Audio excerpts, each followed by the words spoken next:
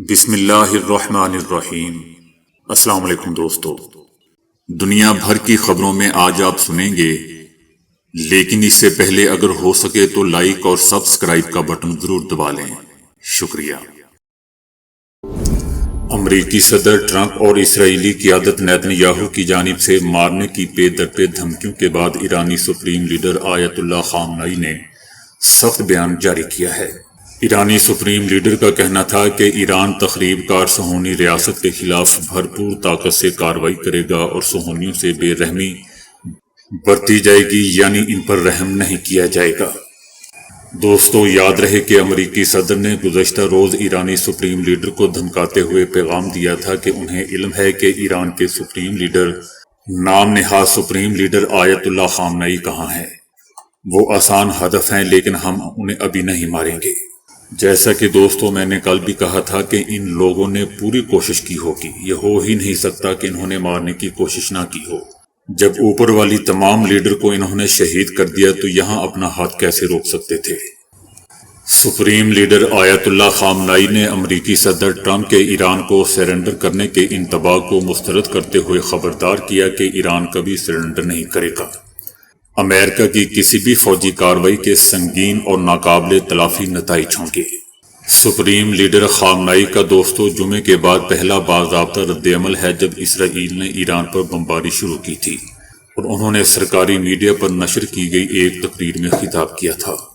Supreme leader کا مزید کہنا تھا کہ دانشمند، عقل مند لوگ جو ایرانی قوم اور اس کی تاریخ کو جانتے ہیں وہ اس قوم سے دھمکی آمیز زبان میں کبھی بات نہیں کریں گے، کیونکہ ایرانی قوم ہتھیار نہیں ڈالے گی اور نہ ہی کبھی ہسٹری میں اس نے کبھی ڈالے ہیں۔ سپریم لیڈر کا کہنا تھا کہ اسرائیل نے ایران پر حملہ کر کے سنگین غلطی کر چکا ہے جس کی اسے سزا ملے گی اور ضرور ملے گی۔ ان کا کہنا تھا کہ ہو ہی نہیں سکتا کہ ایرانی عوام اپنے شہداء کے خون اور اپنی سرزمین پر ہونے والے حملے کو کبھی بھول پائے، اس کی سزا ملے گی۔ سپریم لیڈر علی خامنئی نے اسرائیل کے خلاف جنگ کا اعلان کا آغاز کرتے ہوئے کہا کہ صہیونی تخریب کار ریاست پر رحم کا وقت ختم ہو چکا اور سخت جواب دینا ناگزیر ہے۔ دوستو، سپریم لیڈر علی خامنئی کا یہ اعلان اس بات کا واضح اشارہ ہے کہ ایران کسی بھی ممکنہ امریکی یا اسری حملے کا بھرپور جواب دے گا اور موجودہ کشیدگی مزید شدت اختیار کر جائے گی۔ ایرانی حکومت کا کہنا ہے کہ اگر امریکہ اسرائیل کی جوہری تنصیبات کے خلاف مہم میں شامل ہوا تو ایران مشرق وسطی میں امریکی فوجی اڈوں پر جوابی حملے کر کے اسے تباہ کر دے گا۔ برطانوی اخبار دی ٹیلی گراف کا کہنا ہے کہ ایران سب سے پہلے عراق میں موجود امریکی افواج کو نشانہ بنائے گا اور پھر دیگر عرب ممالک میں قائم امریکی اڈوں پر حملے پھیلا دے گا۔ ایرانی حکومت نے یہ بھی خبردار کیا ہے کہ ایران آبنائے ہرمز میں بارودی سرنگیں بچھا سکتا ہے، جو کہ عالمی سطح پر تیل کی ترسیل کا ایک اہم راستہ ہے۔ اس سے بین الاقوامی شپنگ متاثر ہو سکتی ہے اور توانائی کی قیمتوں میں اضافہ ہو سکتا ہے۔ ایران کا کہنا ہے کہ ایرانی حمایت یافتہ حوثی مجاہدین بھی بحر احمر میں جہازوں پر میزائل حملے دوبارہ شروع کر سکتے ہیں۔ ادھر دوستو، امریکی فوجی سامان لے جانے والے طیارے بحر اوقیانوس کے پار پرواز کرتے دیکھے گئے ہیں، جو آپریشن میں تیزی کی علامت ہے۔ امریکہ افغانستان کی زرہ اب یہاں بھی مار کھانے کے لیے آ رہا ہے۔ اسرائیلی وزیر اعظم نیتن یاہو دوستو ایران کے جلد ہی ایٹم بم بنانے کے دعوے 3 دہائیوں یعنی 30 سال سے کرتے آ رہے ہیں کہ ایران نے آج ایٹم بم بنایا، کل بنایا، اگلے ہفتے بنایا وغیرہ، لیکن 33 سال گزرنے کے باوجود یہ دعوے سچ ثابت نہیں ہو سکے۔ ایران کا کہنا ہے کہ نیتن یاہو نے امریکی صدور کو تقریباً 3 دہائیوں تک اپنی جنگیں لڑنے کا جھانسا دیا۔ نیتن یاہو اب ایک اور امریکی صدر اور امریکی ٹیکس دہندگان سے کھیل رہا ہے۔ دوسری جانب امریکی ٹی وی شو کے میزبان جان اسٹیورٹ نے بھی نیتن یاہو کی مسلسل خام خیالی کی ویڈیو کلپ شیئر کیے۔ میزبان نے نیتن یاہو کا مذاق بھی اڑایا۔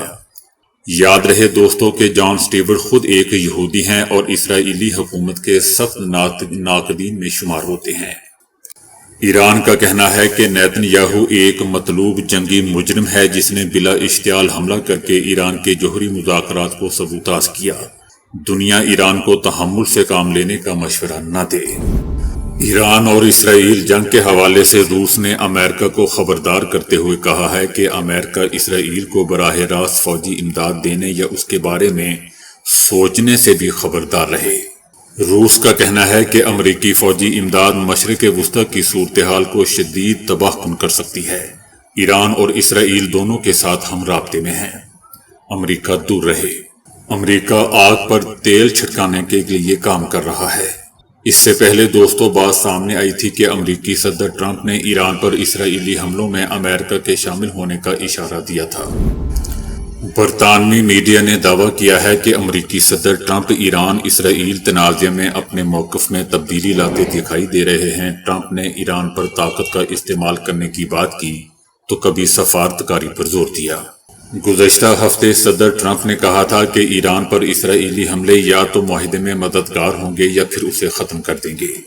دوسری طرف نیتن یاہو نے ٹرمپ پر مسلسل دباؤ ڈالا ہے کہ وہ ایران کے معاملے میں سفارتکاری کی بجائے عسکری راستہ اپنائیں۔ امریکہ کے پاس بنکر شکن بم ہیں اور اسرائیل کا ماننا ہے کہ وہ بم ایران کے زیر زمین یورینیم افسودگی کے فردو جوہر پلانٹ کو تباہ کر سکتے ہیں۔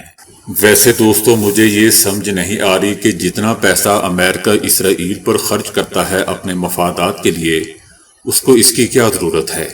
اس کے مفادات کا تحفظ تو ویسے بھی سعودی عربیہ جیسے ملک کر رہے ہیں، اور جہاں امریکہ کو خرچ بھی کچھ نہیں کرنا پڑتا۔ امریکہ اسرائیل پر اتنا پیسہ خرچ کرتا ہے لیکن اسرائیل اس کو ٹکے کا فائدہ نہیں پہنچاتا۔ ذرا سوچ کر بتائیں کہ امریکہ آخر اسرائیل کا دفاع کیوں کرتا ہے؟ اپنے مفادات کے لیے ہی تو کرتا ہے۔ تو مفادات تو دوسرے عرب ممالک بھی اس کا تحفظ کر سکتے ہیں۔ دوستو ٹرمپ بڑا سیانہ بندہ ہے، ہمیشہ پیسے کے پیچھے بھاگتا ہے، پیسے کا بہت بھوکا ہے۔ ابھی بھی دیکھ لیں کہ ہر جگہ سے اپنا پیسہ بچانے کی کوشش کر رہا ہے۔ کبھی کسی ملک پر ٹیرف لگا دیتا ہے اور کبھی کے ساتھ تعلقات خراب کر لیتا ہے۔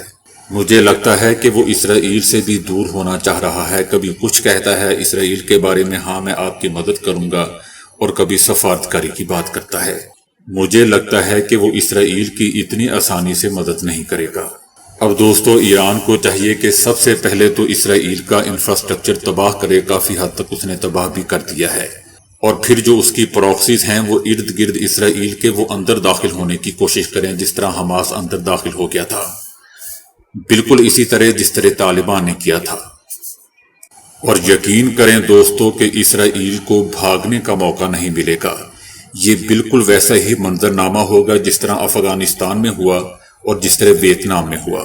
اور ایک بات یاد رکھیں کہ بھاگنے سے پہلے یہ بہت پاورفل نظر آ رہے ہوتے ہیں، اور جب انہوں نے بھاگنا ہوتا ہے ایک رات 1 گھنٹے کے اندر فیصلہ کرتے ہیں اور ایک دم نکلنے کی کوشش کرتے ہیں۔ اس کا طریقہ کار دوستو یہی ہے کہ ایران مسلسل اس کے اوپر میزائل برسائے، اور پھر اپنی فوج جو اس کی پیدل فوج ہے اور ارد گرد جو پراکسیز ہیں جو اس وقت کوئی رسپانس نہیں دے رہی ہیں، خاموش ہیں، ان کو ایکٹیو کر دے۔ اور پرانی کھیپ نے بھی ایرانی خود سمجھ رہے ہیں کہ بہت اچھی پرفارمنس دکھائی ہے، اور ایران کے سپریم لیڈر آیت اللہ خامنائی بڑے اعتماد سے ابھی بھی یہ بات کر رہے ہیں کہ ہم نے ان کو سزا دینی ہے۔ اب جا کے انہوں نے حکم دیا ہے کہ حملے کچھ اور تیز کر دیں اور سخت کر دیں۔ اسرائیلی فوج نے دعویٰ کیا ہے کہ ایران کی میزائل فائر کرنے کی صلاحیت کو شدید نقصان پہنچا ہے، اور اب ایران بڑے پیمانے پر حملہ کرنے کی پوزیشن میں نہیں رہا۔ اسرائیلی فوج کا کہنا ہے کہ جنگ کے ابتدائی دنوں میں ایران نے ایک وقت میں درجنوں 100 سے 150 میزائل داغے تھے، تاہم اب وہ صرف چھوٹے پیمانے پر کم شدت کے ساتھ وقفے سے حملے کر رہا ہے۔ دوستو اسرائیلی فوج کو سمجھنا چاہیے کہ یہ بھی ایک زبردست اسٹریٹجی لانگ ٹرم ہو سکتی ہے، کیونکہ اگر 10 سے 20 بلکہ 30 دن اگر یہ نکال گئے تو اسرائیل کا ستیہ ناش ہو جائے گا، اور مجھے لگتا ہے کہ ایران اسی اسٹریٹجی پر کام کر رہا ہے۔ ایران کی باڈی لینگویج بتا رہی ہے کہ وہ بہت زبردست اور طاقتور پوزیشن میں ہے۔ سپریم لیڈر آیت اللہ خامنائی کا دوستو ایک جملہ یاد کریں کہ اس نے شروع میں کہا تھا کہ ہم ان کو بھاگنے نہیں دیں گے۔ یقیناً ایران ویتنام جیسی صورتحال پیدا کر رہا ہے، کیونکہ ان کی عام جنتا نے کشتیوں کے ذریعے بھاگنا شروع کر دیا ہے۔ وہ پہلے قبرص پہنچتے ہیں، پھر آگے کہیں اور جگہ۔ مجھے تو دوستو پرسنل ویتنام جیسی پکچر دکھائی دے رہی ہے۔ جیسا کہ دوستوں میں پہلے بتا چکا ہوں کہ امریکی پہلے بہت پاورفل اپنی پوزیشن شو کرتے ہیں، ایسے لگ رہا ہوتا ہے کہ یہ جنگ جیتنے والے ہی ہیں، پھر ایک رات کے اندر اندر یہ وہاں سے بھاگ جاتے ہیں۔ افغانستان میں اس کی یہی مثال ہے اور ویتنام میں بھی ان کی یہ مثالیں موجود ہیں۔ بہرحال دوستو، اسرائیلی انٹیلیجنس کا بھی کہنا ہے کہ ایران کے تقریباً 40% بیلسٹک میزائل لانچر تباہ کیے جا چکے ہیں۔ اس کے ساتھ ساتھ ایران کی اعلیٰ عسکری قیادت کا بڑا حصہ بھی حملوں میں شہید ہو چکا ہے، جس کے باعث ایرانی فورسز بڑے پیمانے پر حملوں کی منصوبہ بندی اور ہم آہنگی میں ناکام ہو رہی ہے۔ یہ تو دوستو وقت ہی بتائے گا۔ بتایا جا رہا ہے دوستو کہ ایرانی میزائل حملے سے متاثرہ اسرائیلی شہر بیت یام کے علاقوں کی بحالی میں تقریباً 5 سال کا وقت لگے گا۔ یہ اندازہ اس تباہ کن حملے کے نتیجے میں ہونے والے وسیع پیمانے پر نقصان کی بنیاد پر لگایا جا رہا ہے۔ اسرائیلی میڈیا خود یہ رپورٹ کر رہا ہے کہ حملے میں تقریباً 80 عمارتیں متاثر ہوئی ہیں، جن میں سے 22 عمارتوں کو انتہائی خطرناک قرار دے کر فوری انہدام کے لیے منتخب کیا گیا ہے، جبکہ 6 عمارتیں مکمل طور پر منہدم کیے جانے کی تصدیق ہو چکی ہے۔ دوستو، ایران نے جوابی کارروائی میں اسرائیل پر وہ تباہ کن حملے کیے ہیں جو اس سے پہلے کبھی دیکھنے میں نہیں آئے، ایک تاریخ رقم کر دی گئی ہے۔ ایرانی میزائلوں نے تل ابیب اور حیفا جیسے بڑے اسرائیلی شہروں کو نشانہ بنایا ہے، جس سے اسرائیل میں غیر معمولی جانی اور مالی نقصان پہنچا ہے۔ ایران دوستو مشرق وسطیٰ کا سب سے بڑا میزائل پروگرام رکھتا ہے، اس کے پاس سب سے زیادہ ذخیرہ ہے، جس کے پاس ہزاروں بیلسٹک میزائل موجود ہیں، جبکہ نیتن یاہو کا خود کہنا ہے کہ ایران کے پاس 20,000 کے قریب میزائل موجود ہیں۔ دوستو دیکھا جائے تو اس طرح ایران کئی ہفتوں تک اسرائیل پر میزائل حملے جاری رکھ سکتا ہے، جو اسرائیل کے لیے ایک نیا اور سخت تجربہ ہوگا۔ اسرائیل جو اب تک نسبتاً کمزور عسکری گروہوں کے حملوں کا عادی تھا، اب ایک باقاعدہ ریاست کی جانب سے براہ راست حملوں کا سامنا کر رہا ہے۔ دوستو پہلی بات تو یہ ہے کہ اسرائیل کے پاس طاقت ہے ہی کیا، اس کی اپنی خود کی، وہ تو امریکہ کے مرہون منت ہے۔ ایک سوئی سے لے کر ایک گولی سے لے کر F-35 تک وہ اسے مہیا کر رہا ہے۔ اسرائیل کی اپنی کوئی حیثیت نہیں ہے۔ میرے نزدیک اسرائیل کا مقابلہ بنتا ہی نہیں ہے ایران سے۔ میں ہمیشہ کہتا آیا ہوں کہ یہ مقابلہ، یہ جنگ صرف امریکہ اور ایران کے درمیان ہے، یا مغرب اور ایران کے درمیان ہے۔ اسرائیل تو درمیان میں ایک کھوتے کا بچہ ہے، جس کے اوپر میزائل لاد کر ایران کی طرف داغے جا رہے ہیں، اور دوسری طرف دوستو ایران نے اپنے جدید میزائلوں کی طاقت بھی اسی جنگ میں پہلی مرتبہ ظاہر کی ہے۔ مثلاً حاج قاسم میزائل جو پہلی بار اتوار کو استعمال کیا گیا تھا، اسرائیلی دفاعی نظام کو چکمہ دینے میں آسانی سے کامیاب رہا۔ اسرائیلی ذرائع ابلاغ خود اعتراف کر رہے ہیں کہ یہ میزائل پہلے کے مقابلے میں کہیں زیادہ طاقتور اور تیز رفتار تھے۔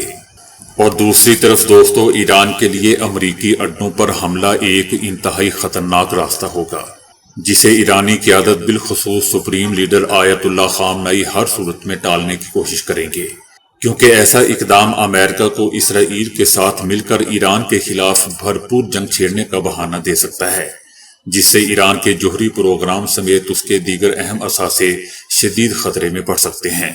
لیکن دوستو اس حالت میں چائنا کو اور روس کو بھی ایران کا ساتھ دینا چاہیے، چاہے یہ جنگ کتنی ہی بڑی کیوں نہ ہو، کیونکہ دوستو گوروں کی ہمیشہ سے یہ عادت رہی ہو، چاہے یہ وہ کھیل کا میدان ہو یا جنگ کا میدان ہو، انفیئر چیزیں استعمال کرتے ہیں، دھوکہ دیتے ہیں۔ ابھی یہی مثال دیکھ لیں کہ ایران کو مذاکرات میں جھونک کر پیچھے سے انہوں نے وار کر دیا۔ ہو ہی نہیں سکتا کہ امریکہ کو پتہ نہ ہو، بلکہ امریکہ کی ہی یہ پہلا پلاننگ تھی۔ اتنے یہ گندے اور غلیظ لوگ ہیں۔ ایران کو دوستو یہ بھی ادراک ہے کہ خلیجی ممالک جیسا کہ کویت، قطر، سعودی عربیہ اور ترکیہ جہاں امریکی اڈے واقع ہیں، ایران کے کھلے دشمن نہیں ہیں۔ ان ممالک کو کسی تنازع میں گھسیٹنے سے نہ صرف ایران کے لیے سفارتی راستے بند ہو سکتے ہیں، بلکہ علاقائی تنہائی بھی پیدا ہو سکتی ہے۔ لیکن دوسری طرف دوستو اس کا ایک اور بھی فائدہ ہے۔ اگر یہ جنگ وسیع ہوتی ہے تو ایران کی جتنی ارد گرد پروکسیز ہیں وہ ساری ایکٹیو ہو جائیں گی، چاہے وہ ترکیہ میں ہو، سعودی عربیہ میں ہو، قطر یا کویت میں ہو۔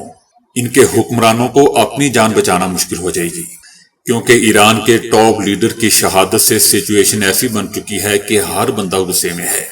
اگر ایران نے ان اڈوں پر حملے کرنے شروع کر دیے تو مجھے یقین ہے کہ دوستو ان ملکوں کی عوام بھی اٹھ کھڑی ہوگی، کم از کم امریکہ کے خلاف نہیں تو اپنے حکمرانوں کے خلاف ہی ضرور کھڑی ہوگی اور ان کو ایوانوں سے گھسیٹ کر باہر پھینک دے گی۔